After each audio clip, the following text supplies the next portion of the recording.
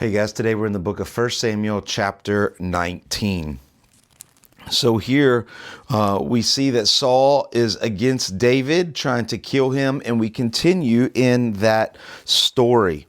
And so Saul talks to Jonathan and his servants about his hatred and his plot to kill David. And what's interesting is that Saul is not perceiving that David or that Jonathan and that his servants love David. And so it just tells you how focused he is on David. He doesn't really see anything else. And so he tells them, and Jonathan tells David. Remember, they made a covenant to one another, and you can see that Jonathan is picking David over his own father. He knows his father is in the wrong. And so he tells him, hey, my dad's going to kill you. And so you need to get out of here. And not only did he tell him, but then later on we see in verse 4 that Jonathan spoke well of David to Saul. So he's not just relaying information to keep David alive, but he is speaking to it about his father, taking the other side in which his father holds to try to bring good to this situation. So this really tells you and shows you the love in the relationship that David and Jonathan had. And he talks about the good things that David did. And he even reminds him in verse 5, he saw that he brought salvation to Israel by killing the Philistines. And he says, and you saw it and you rejoiced. At one time, Dad, you were happy for David. You rejoiced. Remember those times. And Saul listened to the voice of Jonathan. And he swears that nothing will happen to David. And so here, this shows you that Jonathan, even though he's taking a hard place in being against his father and trying to change the mind of his father, he did what was right and it was honored. Saul heard that. His mind was changed for a little bit. His mind was changed and he promised, hey, nothing's going to happen. Now that's not the truth, but for a moment there was some goodness. Verse 8, then there was war again, right? The Philistines kind of start to invade again. So what happens? They have to call David. He is their secret weapon. And so David went out and fought against the Philistines and they won, right? They beat that part of the Philistines, pushed them back. And of course, Israel would have rejoiced over David again. But during this time, Satan attacks Saul, right? And sends a bad spirit, right? So David is being lifted up, and now what happens? A bad spirit, a harmful spirit comes upon Saul, and David was playing the lyre, and what happens again, right? Saul had the bad thought, hey, I'm going to kill him again. I'm going to pin him up against the wall with a spear. I'm going to shish kebab David up against the wall. But David got away. He did not come back the second time, which at least he's learning. But notice what happens in verse 10. And it said, David fled and escaped the night. Now, you don't know this as you're reading this, but this will be the last time that David will be in the palace until he is anointed king. And that's 15 more years to go.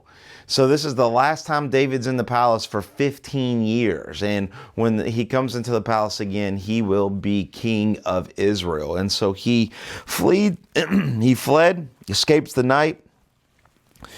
He goes home, but his wife, which is Saul's daughter, Michal, said, hey, my dad's going to kill you in the morning. You got to get out of here. So you can even see that even though all these people are around, we can definitely see in the story that Saul is the one in the wrong. Even Michal, which is not a great wife, is not a great lover of David, but she even knows that her dad is wrong, and she chooses to side with David and tells him to get out of here.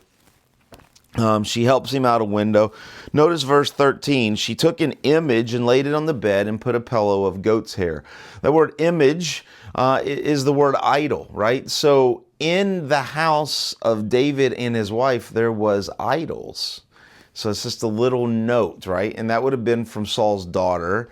But that just tells you kind of that marriage was not a good marriage. And so basically she tries to trick Saul and his soldiers, and she does so. Saul gets mad and says, why would you trick me, baby? Why would you trick me, baby doll? Right? Why would you trick your dad? And so Michal lies, and she says, well, he said he was going to kill me. Right? And so she lies to cover her tracks.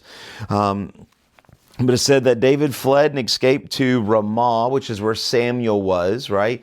And he spends some time, with the prophet, with the priest, with a godly man, tells him everything that's going on. And Samuel takes David and they move on to a place of Noath.